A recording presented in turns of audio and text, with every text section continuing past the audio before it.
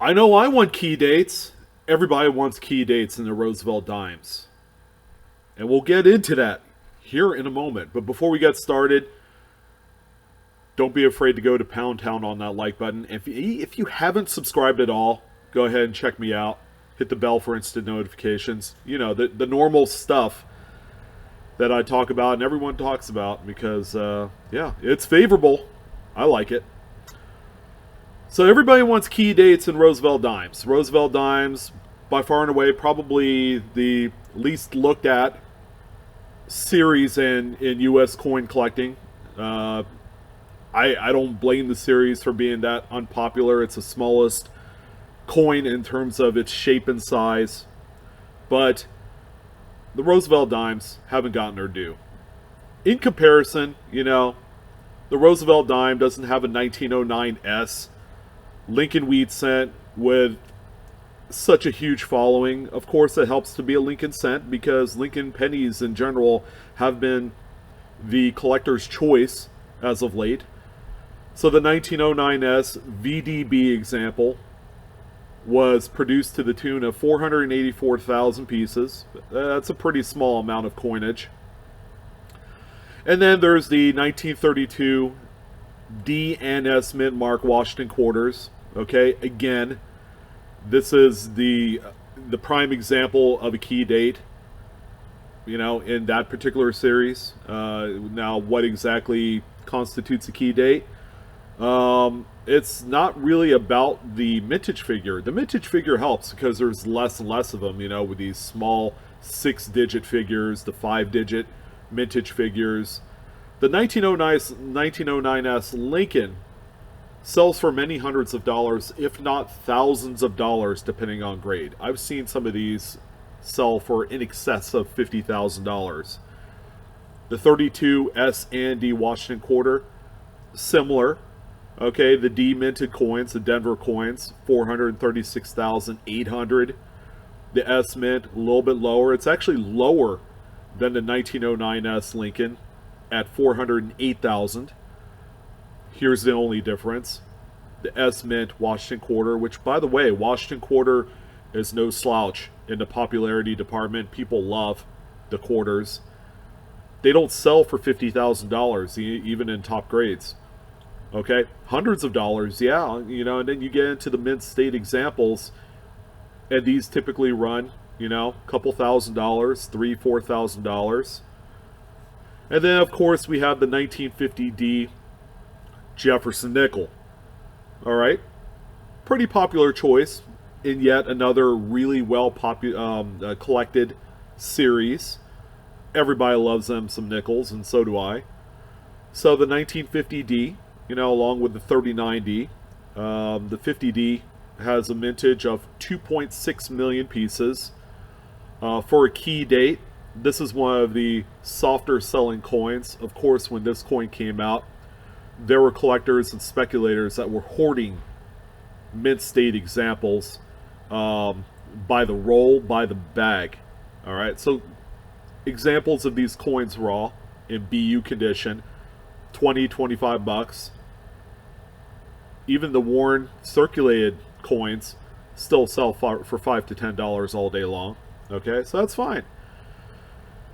But can we honestly say that there's anything that exists within the Roosevelt dime series? Okay, again, the rarity of a coin is largely dictated by what the collecting or investor community will actually pay for a coin. So I have a little bit of information here for you. So let's go ahead and talk about some of the lowest mintage pieces, and let's also talk about value. All right, let's go to Value Town on some Roosevelts. So first and foremost, okay, we have a trio of 1955 Roosevelt dimes, which in terms of their mintage makes this trifecta of dimes the key date for the entire Roosevelt dime series. So for the coin that you see here, the Philadelphia minted coin, of course there's no mint mark, so the absence of a mint mark therefore makes this the Philly coin. There was 12.4 million examples. Compared to the Lincoln cent, the Washington quarters, and the Jefferson nickel, It's quite a substantial amount more coins produced. And you got to keep in mind, during this time, much like the same issue that they were having with the 1950D Jefferson nickels, there was a lot of speculation revolving around this particular date in all three of the mints. Okay, people have heard shortly before the release of these coins that there was going to be a much smaller mintage run on all three of these coins. Therefore, a lot of coins exist today in that mint state type of category in terms of their eye appeal. Hope you guys enjoyed the pictures, by the way. These are probably some of the most colorful dimes that I could possibly find. And I wanted to give you an idea of, like, you know, these coins when they're kept in albums and, you know, just kind of hanging out in jewelry boxes for 50 plus years. They tend to look like these after a while. So up next is the Denver minted coin, the 55D. Okay, this one they produced 13.9 million. It's just a shade more than the Philly dated coin in there. But again, it's a much more substantial mintage figure, okay? And a lot of these were hoarded as mid-state coins. And finally, we have the San Francisco minted coin, in which there are 18.5 million examples produced. In terms of value, okay, brilliant uncirculated examples of these coins, mint state, however you want to, someone actually tried to say, oh, you overuse the term BU, it's not numismatically correct. Well, I beg to differ, because that's the most general term to describe coinage when they're fresh out of the mint, okay, in varying degrees of stages of mint state. So with these coins, they typically sell on $5 to $10 BU. Okay, so if you needed a nice collector coin for your album, that's what you expect to pay. Does that make this a key date? Not really. Not in my eyes, because I feel like because of the market activity and the speculation revolving around these coins as they were being released, it makes them less special. It's almost like compared to what we would consider to be like modern mint products. People buy them, they have low mintages, but you won't ever see them in circulated condition because they'll be hermetically sealed in these plastic cases and these flimsy plastic presentation displays for many decades, okay? And it dilutes the quality and the actual value of the coins. So the 1955 Philadelphia coin is the second lowest mintage in the entire Roosevelt series, okay? So we have the 49S, which some would argue is the most collected date out of the whole series, okay? It has a mintage of only 13.5 million pieces. However, here's where the difference lies. This coin circulated quite frequently, okay, and not many people actually hoarded this particular date in mint state condition.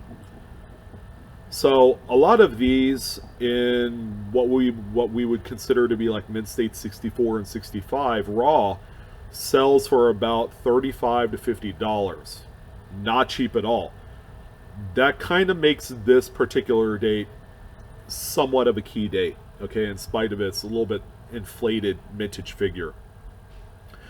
Now, I had discussed that the 55p was the second lowest mintage in the entire series of business strike coins. Okay, we're not talking proofs.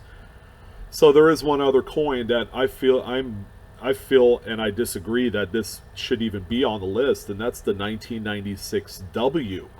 It's a West Point minted coin. It was only available in the mint set during 1996. Okay, much like the brand new 2019 West Point Lincoln Cents are in this year's U.S. Mint product offerings. This one in 96 was only included in the mint set. Now, the mintage figure is extremely appealing at 1.4 million pieces. However, if you were to buy just a singular coin on the secondary market, eBay, Craigslist, whatever, the coin in itself only sells for about $10. Okay, and it's a BU mint state type example. So where does that leave us off? Well, I have one more coin to show you. I'm afraid to say it's one of the more higher mintage coins in the whole complete series, but it's worth a discussion because it's this 1947 Roosevelt dime. It's an absolute stunner. Why does this even matter in the conversation and the context of key dates for this series? Well, the coin sold for $8,000 on Great Collections not too long ago. Now, the whole rarity and the key date aspect of this series revolves more around the actual condition of the coin. This one was a Mint State 68 full torch through PCGS. Those of you that aren't familiar with PCGS, they are a third-party grading company. They authenticate coins, currency, things of that nature. So this sold through auctions on Great Collections for a huge amount of money.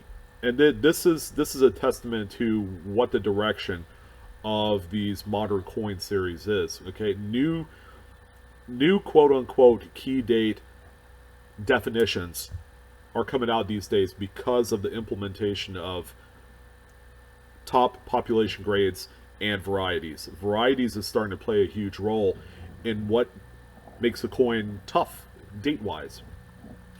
So I wanted to bring that up.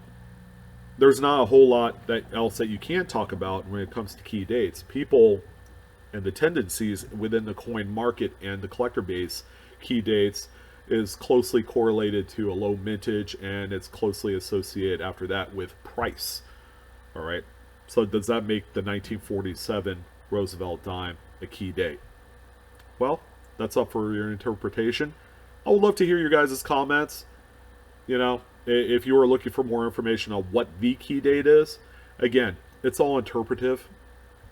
You know, base your own ideas. Again, the market, what people perceive to be key dates, will indeed kind of set that market on itself.